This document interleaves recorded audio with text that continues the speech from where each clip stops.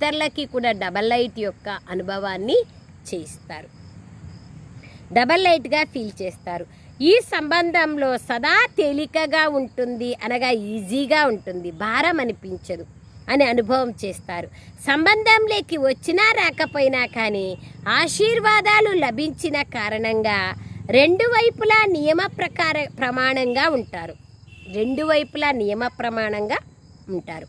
అలాగని అంత సహజంగా కూడా ఉండకూడదు, మాయకు వశమయ్యేంత సరళమైన స్వభావం కూడా ఉండకూడదు.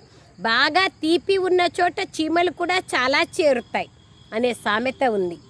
కనుక అంత ఈజీగా కూడా కాకూడదు, ఏమిటికి ఎట్లంటే అట్లా వంగిపోయేట్లుగా కూడా కాకూడదు, కానీ డబల్ లైట్గా ఉంటారు. కనుక మీ ఖజానాలను ఏమి చేసినా శ్రీమతానికి విరుద్ధంగా జరగకూడదు. నువ్వు ఏదో ఉంది, ఏదో